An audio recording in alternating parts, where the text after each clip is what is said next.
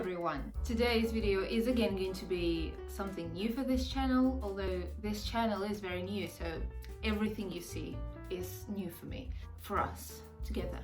Why did I even talk about this? Today we're going to touch a topic that I've been wanting to talk about for quite a long time, but I never thought that I would get into this topic and other ones that are coming in the future, I hope. But today we're going to be talking about manifesting. What I'm going to talk about in this video specifically are going to be my successful manifestation stories. So I'm not going to tell you how I manifested things precisely. I'm not going to be discussing any specific techniques, anything like that. What I'm going to tell you is just my manifestation success stories. And I have quite a few of those.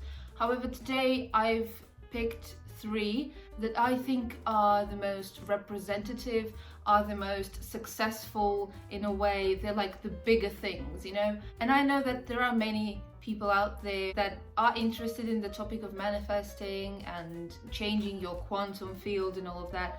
And if you hear people screaming, I'm really sorry. I just have kids out there in the swimming pool and they're very loud. This is Spain, you know? Never mind. Let's get into the topic of this video and let me start straight away with the first story that I want to tell you of how I manifested myself being in the Vogue magazine, in Spanish Vogue. So that happened when I was 15 years old, and that was about almost 5 years ago. So this was like a clear case of me having manifested the whole journey of the fulfillment of my desire. So I was 15 years old and I was at that time very depressed. I was in a very bad state of mind. I was also dealing with an eating disorder. Well, actually like a combination of many eating disorders. I was having a very hard time living and I was also feeling very lonely, a lot of hatred coming my way, a lot of like misconceptions about me, a lot of betrayals and all that. So I was living that life and it felt like kind of desperate. I felt desperate. I felt very bad. And at that time, I was walking around town one evening, as I always would. I would always like walk almost all the time, every evening. First because I had an eating disorder and I thought that I needed to walk every day in order to burn calories, but also because it kind of helped me with my mental state in terms of like getting rid of thoughts. I would listen to music and I still do that nowadays, but now I do it for completely different reasons. Now I'm healthy. And now I just walk because I like it, because physical activity makes me feel good, not because I'm trying to lose weight or something. So I was walking down one of the streets, one of the many streets of the town, and I remember distinctly how I was listening to Metallica, I think, and I was thinking to myself, a distinct thought came into my mind. God, please guide me towards my destiny, guide me towards some path that I should walk right now in order for my life to change. So I was like in that desperate state of mind. I was begging the universe and God to give me some sign, to give me some push towards some new way of living. 2 minutes after, I turned the corner to walk that other narrow street and I immediately see a woman. She was dressed up in a very like extravagant, like funky way. She was on a bike. And she looked at me, she stopped, and I look at this woman and she asked me if I spoke Spanish, because all that obviously happened in Spain, in Mallorca. I was like, yes, I do. And she was like, do you live here? I was like, yes, I do. And then she told me that she had seen me already in town at some other street, other place. And she was a fashion designer, and turns out that she was searching for a model to do some shootings for a collection that she was working on at that time, and it was going to be a collection for some contest. So she asked me if I wanted to be her model for that project, and I was like, yeah, of course, sure. And I gave her my contact, I followed her on Instagram, and then a few days later, or maybe a few weeks later, she contacted me and I came in for the first fitting, and we did some shootings, and I signed a contract where, well, I knew that I would not receive any money for taking up that job, and I knew that it was just for experience, for fun, maybe for some recognition in the future. I gave full control over the photos to this designer, and she could use them as she saw fit. And I did not know that these photos were going to be published in any magazines at all.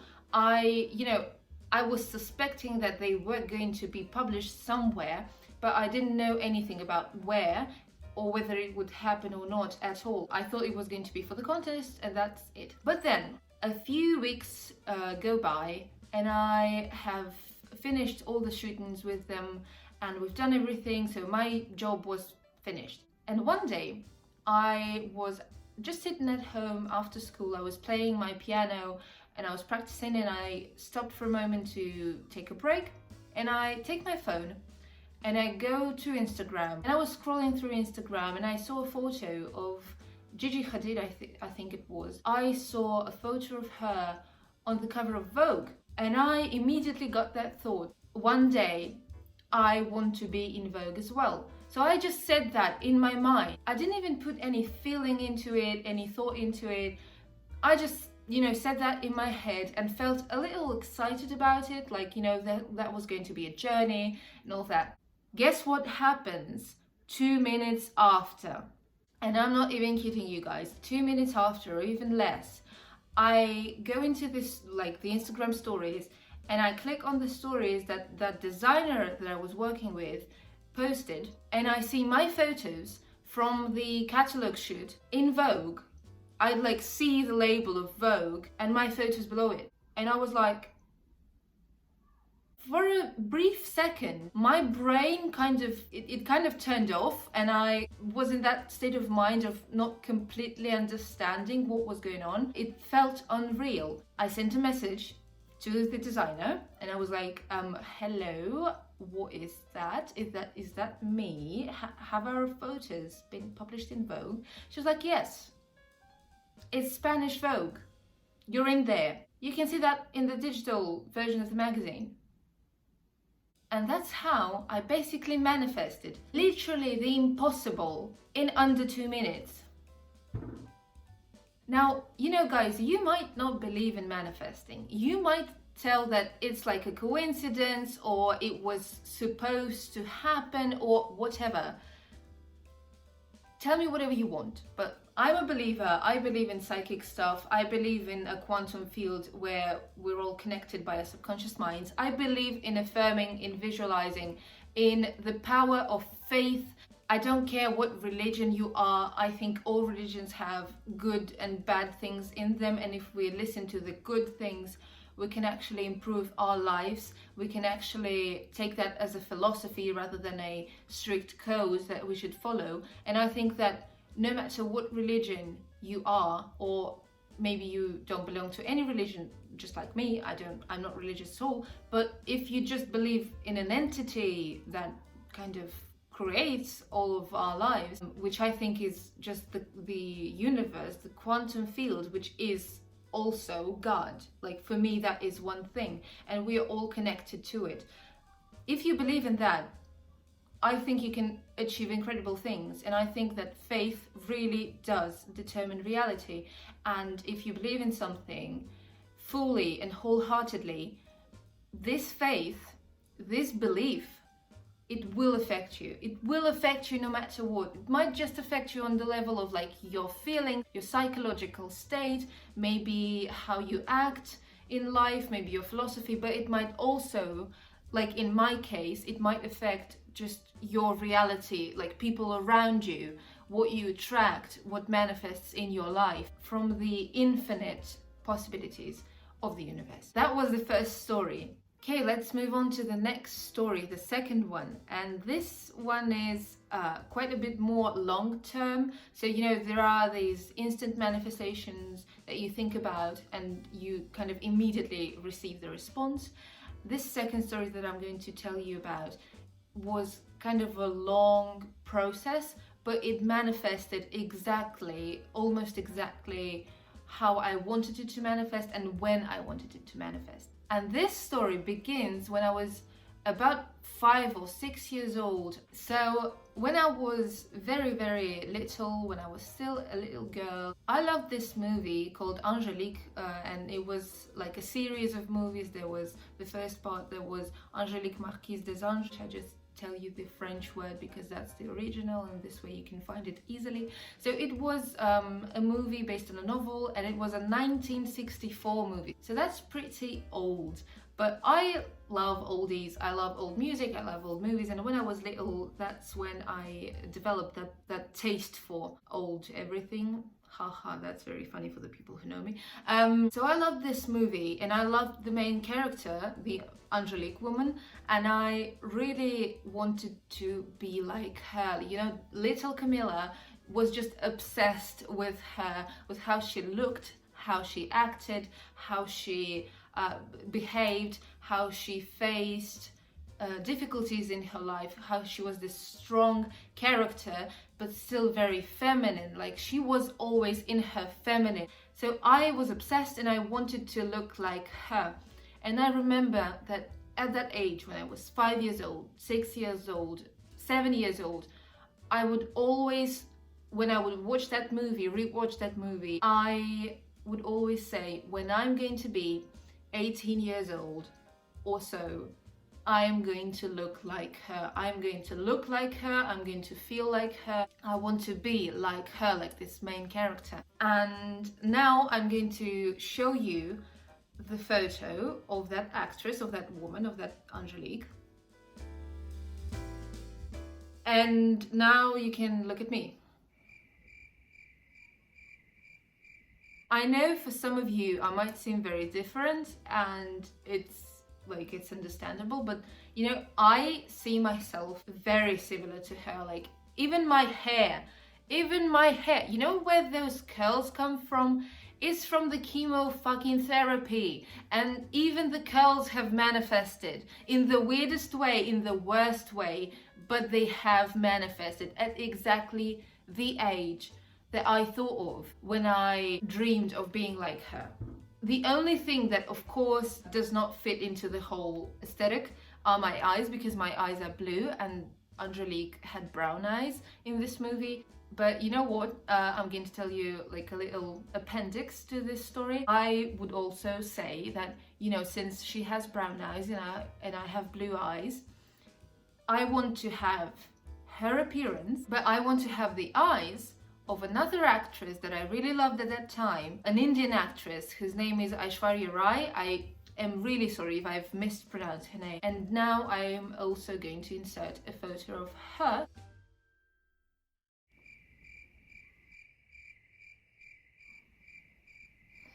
So yeah, I think it really works. You guys, you can tell me whatever you want. I believe in manifesting. And now moving on to the last story, and this is kind of an easier one. When I was in my last year of high school, which was last year actually, I had this subject at school which was Spanish history, which if you live in Spain, you know what I'm talking about. Everyone has to go to the Spanish history exam. Everyone has that subject, that last year of high school here in Spain, and it was literally the only subject that I struggled with so much, because you know, it was one of those subjects where you just had to memorize. You didn't have to be logical about it. You needed to have a good memory and you needed to be consistent. And guess what? I am not really good at being consistent, and especially when it comes to something that I really don't enjoy. And this subject was something that I didn't enjoy at all. It seemed so boring to me and it seemed completely unnecessary.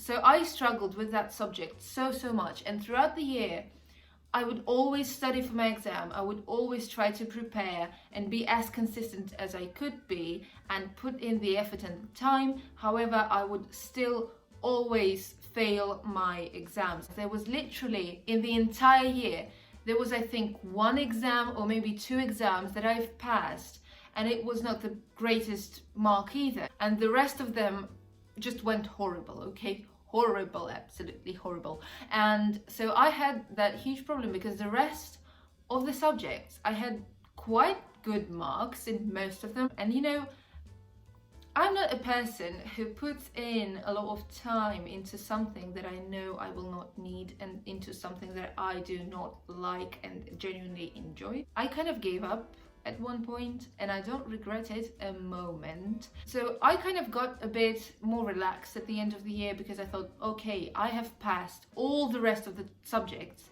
Even if I fail history, it will not be a big deal. I will still have a very nice mark in the end. But still, I kind of wanted to get better. I kind of wanted to pass my finals at school, as well as the, how do you call it, like the state exams. Well, we call it selectividad here. Again, if you study in Spain, you know what I'm talking about. It's like the exam to access university. So I had the finals and the university access exams at the end of the year. And I really wanted to pass those. But I kind of as well let go of the pressure and of the situation. I was like, okay, if that's the one subject I fail, won't be a big deal. The funny part is that I thought that before the finals, I would actually revise and I would learn something and I would like fill in the gaps. But what happened was that about a week before the finals, when I was supposed to be revising all the subjects and all that, I got incredible stomach problems. I have this pattern in my life that it always happens. And it's that when I'm too stressed or when I'm under too much pressure, when I'm too tired, the first thing that my organism does, it gets gastritis. I was stressed all the freaking time because of how teachers at school, they try to program your brain into thinking that this year of school is hell. It's the most difficult in your life. You're going to fail. You need to study 8 hours a day and then come home and study for another 8 hours because you need to pass your exams because your life depends on it. Guess what? It doesn't, and there are much more important things in life, and I want you to remember that. Your marks and your results at school or university, your academic life, it is not the most important thing in your life, and it does not determine your future at all, because there are people who pass all the exams, they go to a nice university and blah blah, and then they have a horrible boring life and they don't earn enough money to even live. And then there are people who don't study, but they have learned to communicate with people, they have developed their own skills, they have self-educated themselves, and they have achieved incredible things in life and an incredible lifestyle that they actually love and enjoy. And I also want to remind you that the most important thing in your life is your health. Nothing is more important than your health. Keep that in mind always. I want you to be healthy people. I want you to be healthy. I wish you to be healthy. Getting back into the story now, okay. So I got that gastritis right before my finals, so I had incredible stomach aches. I had to be very picky about what I eat. I had to be very careful with even like moving, even walking, standing up and all that. I'm telling you, that was incredibly painful. I understood that it was because I was not doing what I was supposed to do. It was because I was too stressed and I was learning things that were actually against my nature. I was learning things that I didn't want to learn. I just knew that it was the resistance of my subconscious mind manifested into illness that was kind of suppressing my attempts to go and study something, go and shove that trash into my brain. But nevertheless, I needed to pass those exams. I wanted to do that. So what I did, I didn't study, I didn't revise. So I had about 3 or 4 topics out of like 40 or something that I actually knew. On the day when I had this exam, the Spanish history exam, I just came to the doors and I didn't believe in me passing that exam. I didn't believe in my mental capacity. I just thought, God, please help me, and please, I need this topic, and this topic to be in the exam. If I do those topics, I might pass this exam. So we walk into that examination room, and in the exam we have options, of course, but in those options I have exactly the topics that I knew best. And I, of course, wrote down everything I knew. So my finals finished and I received my marks.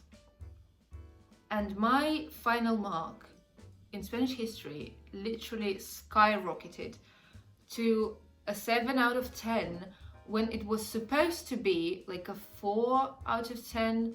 So that went incredibly well. And even my Spanish history teacher, whom I saw later, she was like, damn, that was the best exam you ever wrote.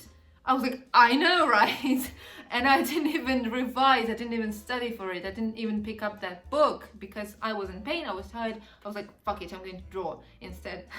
That's what I do with my life, basically. When I'm stressed, when I'm tired, I just go do things that I actually like doing instead of doing what I should do. And you know what? It's always worked out well. It's always worked out well for me. And then I go to the university access exams. Again, I almost didn't revise. I did revise some things, but still, you know, like shoving into your brain the knowledge that you were supposed to be gradually acquiring throughout an entire year, that's, you know, it's possible, but it's like, it wasn't possible for me at that time, and I actually didn't want to do that. So I went to that exam, and I just prayed to God. I just said, okay, I would really appreciate it if in this exam I would also have to do the topics that I did on that other exam, because I still remembered all of that information really well. And again, I had exactly the options that I was begging for.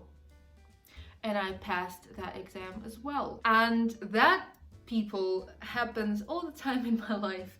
I've manifested people into my life, I've manifested friendships into my life, I've manifested basically a lot of things. So that is going to be it for this video. Yeah, I've already said everything that I wanted to. I really hope that you like this video. If it is so, leave a thumbs up, and you can subscribe to this channel and leave a comment, please, telling me about your successful stories of how you manifested something into your life. If you have any of those stories, if you remember something like this happening to you. I think this has been a very fun topic to speak about. If you want me to make more videos like this on like spiritual topics, magic, manifesting, whatever you want, please let me know as well in the comments. Thank you all for subscribing. Thank you for being here with me. Thank you for all of your comments and amazing support and love that I get. I really, really appreciate you guys. Yeah, I hope that you stay here with me, and I hope to see you in my next videos. With all that being said, thank you very much for watching till the end, and goodbye.